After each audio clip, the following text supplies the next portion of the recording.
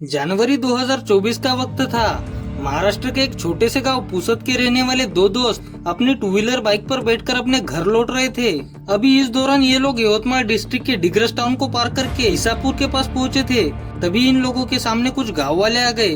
अब गांव वालों को देखकर इन लोगों की हालत खराब हो चुकी थी, क्योंकि इस समय रात का 1 बज रहा था और गांव वाले अचानक सामने आ गए थे। तभी इन्होंने थोड़ी सी हिम्मत करके अपनी गाड़ी साइड में खड़ी कर दी और गांव वालों से बोलने लगे कि हम पुसद के रहने वाले हैं और इस समय हम घर जा रहे हैं। अब इनकी बात सुनकर गांव वाले आपस में ही बातें करने लगे और एक दूसरे से बोलने लगे कि भाइयों, ये लोग इस वक्त पुसद जा रहे हैं, क्या हम इन्हें जाने दें? अब यहाँ पुसद का नाम सुनकर उसमें से कुछ गांव वाले थोड़ा सा डर गए।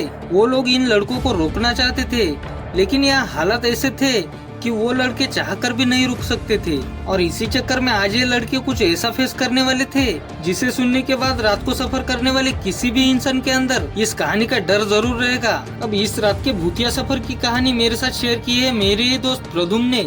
तो ये स्टोरी है प्रदुम और उसके दोस्त राजू की। ये दोनों महाराष्ट्र के एक छोटे से गाँव पुसद में रहते थे। अब ये जो राजू है वो प्रदुम से करीब 3 साल छोटा है, लेकिन इन दोनों के बीच में दोस्ती बहुत ज्यादा गहरी है, तो इन दोनों को एक दूसरे के बारे में सब कुछ पता है। अब जनवरी 2024 का टाइम आता है। इस वक्त तक राजेश ने अपना कॉलेज खत्म कर लिया था और वो आर्मी भर्ती के लिए प्रिपरेशन करने लगा था। यहाँ पर प्रदुम और राजू दोनों का एक लॉन्ग डिस्टेंस रिलेशनशिप था। अब प्रदुम की जो गर्लफ्रेंड थी वो रहती थी आर्नी से थोड़ी दूर महाड़ गाँव के साइड, और जो राजू की गर्लफ्रेंड थी वो रहती थी महाड़ गाँव के अपोजिट साइड डिग्रस के पास। लेकिन यहाँ बात ऐसी थी कि आज ही के दिन प्रदुम की गर्लफ्रेंड की शादी किसी और से होने वाली थी। तभी प्रदुम राजू को बोलता है कि भाई सुनना, आज उसकी शादी है और ये उसे देखने का एक आखिरी चांस है, तो तू प्लीज मेरे साथ चलना, क्या पता आगे उसे देखने का मौका मिले या ना मिले। अब प्रदुम थोड़ा टेंशन में था और वो एकदम इमोशनल हो चुका था, तो राजू उसे मना नहीं कर पाता है और वो लोग प्रदुम की पल्सर बाइक लेके महाड़ गाँव के लिए निकल पड़ते हैं। तब आप एक बार इनका ये रूट देख लो, आपको समझने में आसानी होगी। ये है पुसद और यहाँ से ये लोग जाने वाले थे माहौर, माहौर से आर्नी और आर्नी से महाड़ गाँव। अब पुसद से महाड़ गाँव करीब 140-150 किलोमीटर होगा। अब जरा इनके वापसी का रूट भी देख लो। महाड़ गाँव से ये लोग वापस आर्नी आने वाले थे और आर्नी से दिग्रस और दिग्रस से अपने घर पुसद। आई होप आपको ये रूट क्लियर हो गया होगा। अब यहाँ से कहानी एकदम ध्यान से सुनना। अभी टाइम हो रहा है सुबह के 8। प्रदुम अपनी बाइक लेके राजू के पास जाता है और उसे पिकअप करके दोनों निकल पड़ते हैं महाड़ गाँव। अब लगभग 3 से 3.5 घंटे बाइक चलाने के बाद ये लोग 12 बजे मैरिज हॉल पहुँचे, लेकिन शादी में अभी टाइम था तो ये लोग चुपचाप दुल्हन का वेट करने लगे। थोड़ी देर में दुल्हन आ जाती है, लेकिन दुल्हन को देखकर प्रदुम दुखी हो जाता है, क्योंकि उसके सामने उसकी गर्लफ्रेंड की शादी हो रही थी। तभी राजू प्रदुम को संभालते हुए बोलता है कि भाई चल यार यहाँ से, अगर यहाँ तूने कुछ भी बोल दिया ना तो ये लोग हमें मार देंगे। अब थोड़ी देर में शादी हो जाती है तो प्रदुम दुल्हन को गिफ्ट देकर और दुल्हन के साथ अपना एक आखिरी फोटो खींचकर वहाँ से दोनों निकल जाते हैं। अभी लगभग शाम के 6 बज चुके थे और ये लोग अभी भी आर्मी में ही थे। अब यहाँ प्रदुम राजू से बोलता है कि भाई तू कुछ खा ले, तू सुबह से भूखा है, मैं जरा अभी थोड़ा फ्रेश होकर आता हूँ, और हाँ तू खाना स्टार्ट कर देना, मैं आगे डिग्रस में कुछ खा लूंगा, ओके। ये बोलकर प्रदुम सामने वाले ठेके में घुस जाता है। अब प्रदुम की गर्लफ्रेंड की शादी तो हो चुकी थी, तो प्रदुम थोड़ा डिप्रेशन में था, तो यहाँ प्रदुम ने जम के पार्टी की और खूब सारा माल पी लिया। फिर कुछ ही देर में प्रदुम उसी होटल पे वापस आ गया था जहाँ राजू खाना खा रहा था। अब यहाँ राजू देखते ही समझ गया था कि प्रदुम ने कुछ ज्यादा ही माल मार लिया है, तो राजू ने प्रदुम को पीछे बिठाया और दोनों आर्नी से डिग्रस के लिए निकल गए। अब कुछ देर ड्राइव करते हुए ये लोग डिग्रस पहुँचे और अभी टाइम कुछ रात के 11 बज चुके थे। तभी राजू प्रदुम से बोलता है कि भाई तू यहाँ थोड़ी देर पार्क में वेट कर ले, मैं अब भी अपने गर्लफ्रेंड से मिल के आता हूँ। तब प्रदुम भी ठीक है बोलता है और गाड़ी से उतरकर पार्क की तरफ जाता है। अब यहाँ टाइम काफी हो चुका था तो पार्क के गेट बंद हो चुके थे। तब प्रदुम गेट के ऊपर चढ़ के पार्क में एंटर करता है और वहीं पर एक बाकड़े पे सो जाता है। इधर राजू अपने गर्लफ्रेंड के साथ बाहर डिनर करने होटल आया था। अब ये लोग बहुत दिन से मिले नहीं थे, तो दोनों खूब सारी बातें करने लगे और बातों ही बातों में कब रात के 12 बज गए ये उन्हें पता भी नहीं चला। तभी राजू के गर्लफ्रेंड का फोन बजता है और वो फोन उसके मम्मी का था। तो राजू की गर्लफ्रेंड राजू से बोलती है कि चलो अब मुझे मेरे घर के पास छोड़ दो, और हाँ तुम भी कहीं होटल लेके रुक जाओ क्योंकि टाइम काफी हो चुका है। ये बोलकर दोनों होटल से निकल जाते हैं। अब राजू अपने गर्लफ्रेंड को घर छोड़ने के बाद वापस उसी पार्क में आ जाता है जहाँ उसने प्रदुम को छोड़ा था। लेकिन यहाँ आके राजू देखता है कि पार्क तो बंद है और प्रदुम भी कहीं नजर नहीं आ रहा है। तो राजू ने ना प्रदुम के मोबाइल पर कॉल किया। अब प्रदुम के फोन की रिंगटोन तो राजू को सुनाई दे रही थी, लेकिन प्रदुम जो था वो कॉल नहीं उठा रहा था। तभी राजू पार्क के अंदर देखता है तो उसे प्रदुम बाकड़े पे सोया दिखता है। अब राजू प्रदुम के पास जाकर उसे उठाता है और बोलता है कि भाई उठ जा, हम होटल चलते हैं, वहाँ पर तू कुछ खा लेना, फिर हम वही रूम लेके सो जाएंगे और सुबह होते होते अपने घर के लिए निकल जाएंगे। लेकिन यहाँ प्रदुम ने खूब सारा नशा कर रखा था। तो प्रदुम राजू को बोलता है कि देख राजू, पुसद यहाँ से कुछ ज्यादा दूर नहीं है, मैं यहाँ नहीं रुक सकता, चल हम चलते हैं। अब इस वक्त करीब रात के 12:30 बज चुके थे और प्रदुम होटल के लिए मान नहीं रहा था।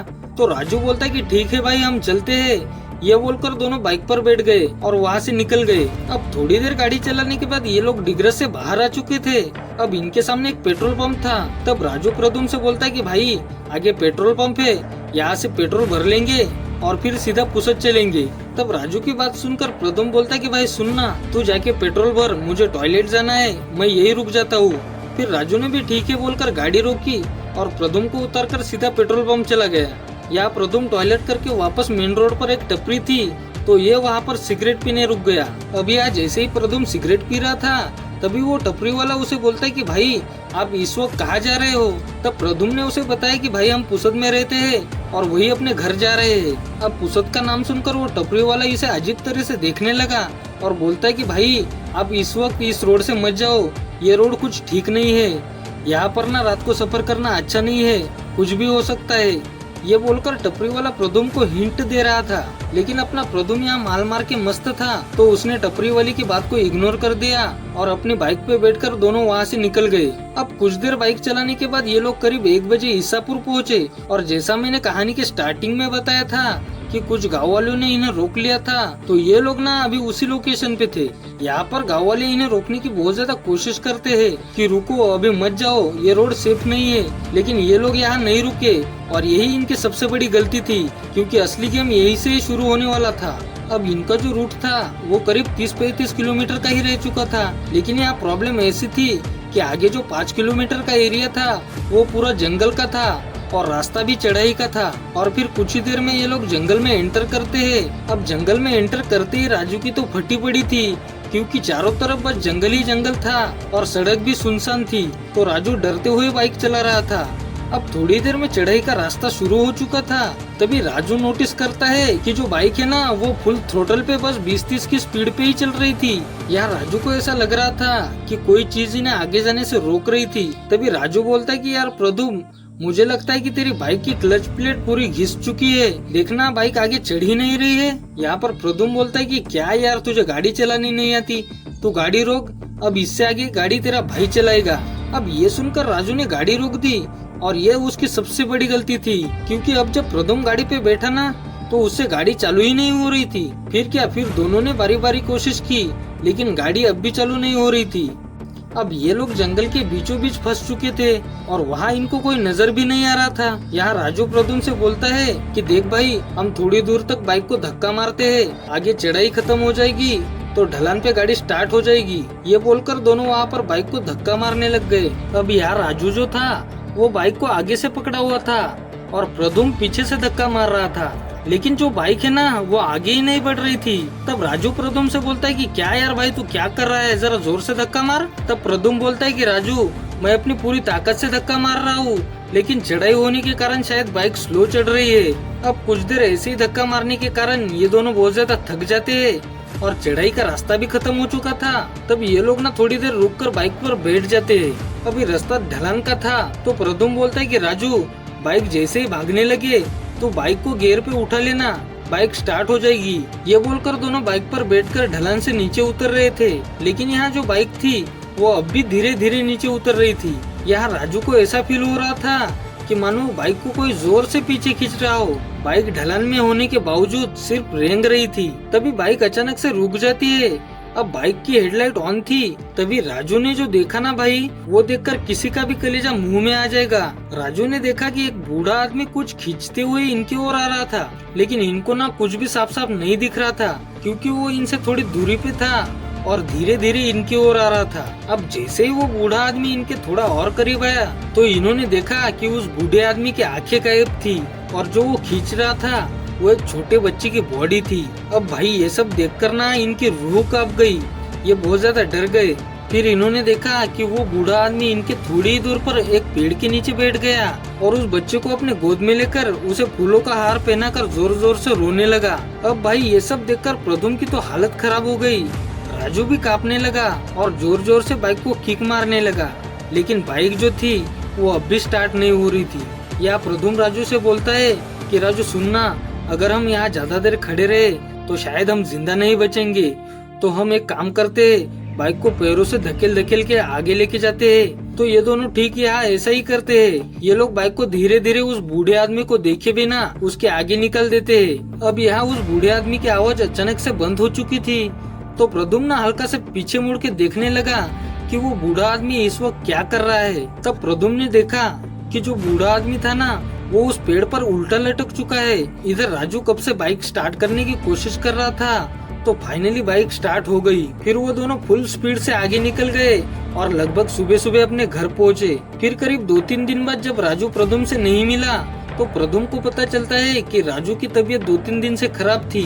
अब प्रद्युम्न राजू की बात सुनकर उनके घर वालों से बात करने चला गया। अब यहाँ प्रद्युम्न ने जो जंगल में हुआ वो सब राजू के फैमिली को बता दी। अब राजू के फैमिली ने भी टाइम नहीं गवाते हुए एक झाड़ फूक करने वाले बाबा को बुलाया और उस बाबा ने उसे धागा वागा बांधा और कुछ पूजा वगैरह की।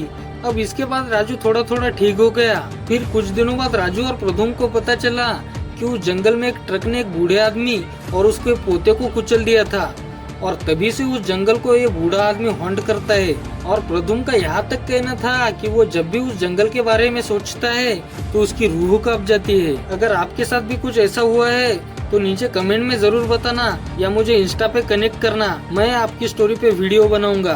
Thank you.